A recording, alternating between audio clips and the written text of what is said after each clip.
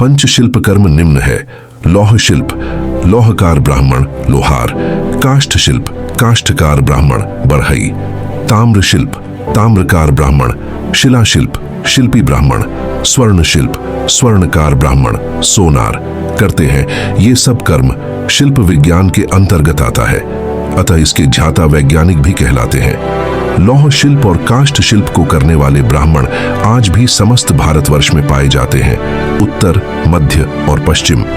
भारत में जो स्वर्णकार, ताम्रकार है, उनमें अधिकतर मेढ़ क्षत्रिय और है वंशी क्षत्रिय हैं। इनका विश्वकर्मा वंश के मूल ब्राह्मणों से कोई संबंध नहीं है। इन क्षेत्रों में कुछ लोग हो सकते हैं जो मूल रूप से विश्वकर्मा ब्राह्मण कुल के स्वर्णकार, ताम्रकर और शिल्पकार हों, परंतु अधिकतर नहीं है। मूल रूप से विश्वकर्मा स्वर्णकार ब्राह्मण और विश्वकर्मा ताम्रकार ब्राह्मण आज भी महाराष्ट्र और दक्षिण भारत के सभी राज्यों में पाए जाते हैं, जो मूल रूप से विश्वकर्मा ब्राह्मणों की परंपराओं से जुड़े हुए हैं। उत्तर, मध्य और पश्चिम भारत में जो कुछ शिल्पकार जाति हैं, वो भी विश्वकर्मा वैदिक शिल्पी ब्राह्मणों के अंतर्गत नहीं आती हैं, जिन्होंने व्यवसाय के अभाव में अपनी जीविका चलाने के लिए शिल्प को अपना लिया। मूल रूप से विश्वकर्मा शिल्पकार ब्राह्मण समाज जो पत्थर के शिल्प से जुड़ा है, वह आज भी महाराष्ट्र और दक्षिण भारत के सभी राज्यों में आज भी परंपराओं से पाए जाते हैं, परंतु कुछ इनमें भी अपवाद हो सकते हैं जो विश्वकर्मा कुल के पंचशिल्पी या ब्रह्मशिल्पी ब्राह्मण नहीं है। शिल्प अपने आप में एक व्यापक शब्द है। शिल्प करने का अधिकार शास्त्रों में 3 वर्णों को है: ब्राह्मण, क्षत्रिय और वैश्य। परंतु जो ब्राह्मण जाति ब्रह्म शिल्प कर्म के 5 प्रकार के शिल्प कर्म लौह शिल्प, काष्ठ शिल्प, ताम्र शिल्प, शिला शिल्प, स्वर्ण शिल्प से जुड़ी है, वही विश्वकर्मा वैदिक ब्राह्मण कहलाते हैं। वैदिक गुरुकुलों में अथर्ववेद का उपवेद अर्थवेद अर्थात शिल्प वेद का अध्ययन ब्राह्मणों के लिए प्रमुख होता है। संपूर्ण वेद सहित शिल्प वेद के साथ शास्त्रों के ज्ञाता को आचार्य पद प्राप्त होता है। वही यज्ञ के सर्वोच्च पद ब्रह्मा का अधिकारी होता है। इन्हीं वैदिक ब्रह्म शिल्प कर्मों के धारण करने के कारण ये शिल्पी ब्रह्म शिल्पी भी कहलाते हैं। समस्त मनुष्य जाति ब्रह्म शिल्पी वैज्ञानिक ब्राह्मणों के निर्माणों द्वारा अपनी जीविका चलाती है, जो आदिकाल से चला आ रहा है, जिसके प्रमाण अनेकों शास्त्रों में है। शिव महापुराण का प्रमाण देते हैं और अन्य पुराणों एवं शास्त्रों में भी यही श्लोक यथारूप से है। मनुष्याश्चोपजीवन्ति यस्य शिल्पम महात्मनः, अर्थात संपूर्ण मनुष्य जाति शिल्प से अपनी अपनी जीविका का निर्वहन करती है, जो उस महात्मा देवशिल्पी विश्वकर्मा द्वारा निर्मित है। शिव पुराणम संहिता 5 उमा संहिता अध्याय 31 श्लोक 34। विष्णु पुराणम प्रथमांश अध्याय 15 श्लोक 120। हरिवंश पुराणम पर्व 1 अध्याय 3 श्लोक 28। महाभारतम ज़ेउएक्स आदि पर्व 67।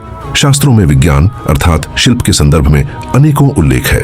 वास्तुकला ज्योतिष का मुख्य विषय है। ORR ज्योतिषी तो ब्राह्मणों को ही कहा जाता है, जिसके प्रमाण निम्न है: वास्तु विद्यांग विद्या वायस विद्यानंतर वाराही संहिता आवर श्लोक 6।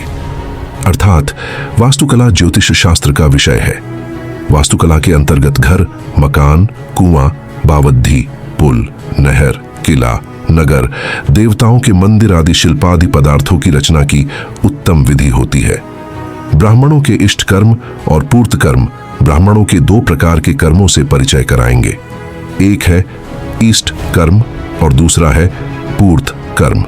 ईष्ट कर्म से ब्राह्मणों को स्वर्ग प्राप्ति होती है और पूर्त कर्मों से मोक्ष की प्राप्ति होती है। अर्थात जो ब्राह्मण ईष्ट कर्म ही सिर्फ करके पूर्त कर्म ना करे, उसे मोक्ष नहीं मिल सकता है, जो सनातन धर्म में मनुष्यों का अंतिम लक्ष्य है। इसके प्रमाण स्वरूप कुछ धर्मशास्त्र से प्रमाण निम्न है: इष्टापूर्ते च कर्तव्यम ब्राह्मणे नैव यत्नत, इष्टेन लभते स्वर्ग पूर्ते मोक्षो विधीयते। अत्रि स्मृति 18 स्मृति ग्रंथ पृष्ठ 6 पम. श्याम सुंदर लाल त्रिपाठी।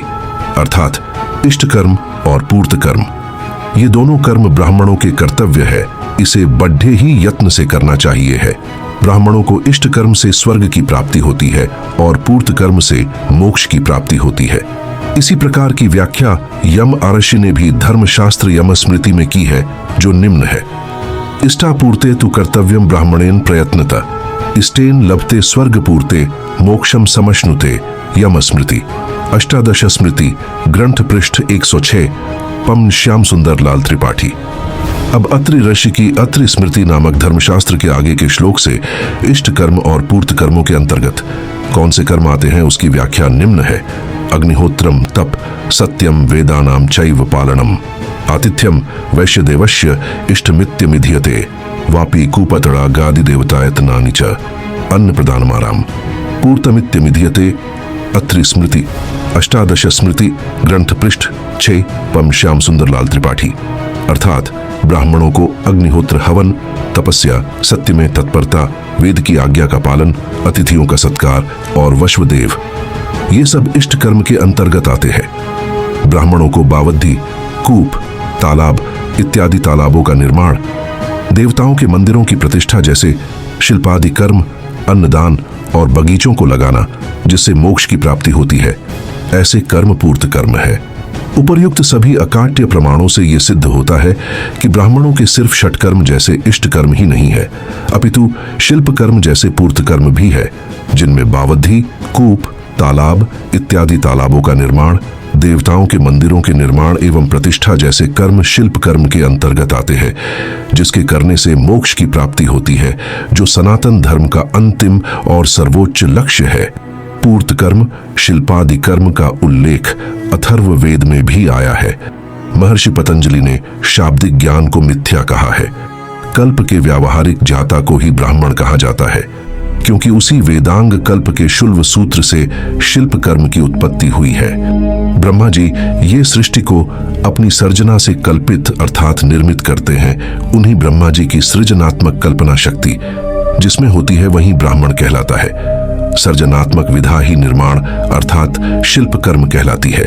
ब्रह्मा जी का प्रमुख कर्म है सृजन अर्थात निर्माण।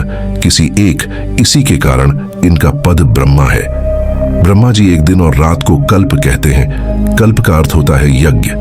वेदांग कल्प के शुल्व सूत्र से शिल्प कर्म की उत्पत्ति हुई है। वेदांग कल्प से निर्मित होने के कारण शिल्प कर्म भी यज्ञ सिद्ध होता है। निर्माण से संदर्भ में यज्ञशाला या शाला का निर्माण का उल्लेख वेदों के साथ साथ अन्य शास्त्रों में भी बहुत से स्थानों पर है। हम आपके समझ अथर्व वेद का एक ऐसा ही उदाहरण देते हैं जिसमें शाला के निर्माण को ब्राह्मणों द्वारा बताया गया है। ब्रह्मणा शाला निमिता कविभिर्निमिताम मिताम इंद्राग्नि रक्षताम शाला मृतौ सौम्यम सदा। अथर्व वेद कांड 9 सूक्त 3 मंत्र 19। अर्थात ब्रह्म शिल्प विद्या को जानने वाले ब्राह्मणों ने शाला का निर्माण किया और सह विद्वानों ने इस निर्माण के नापतोल में सहायता की है। सोमरस पीने के स्थान पर बैठे हुए इंद्रदेव और अग्निदेव इस शाला की रक्षा करें।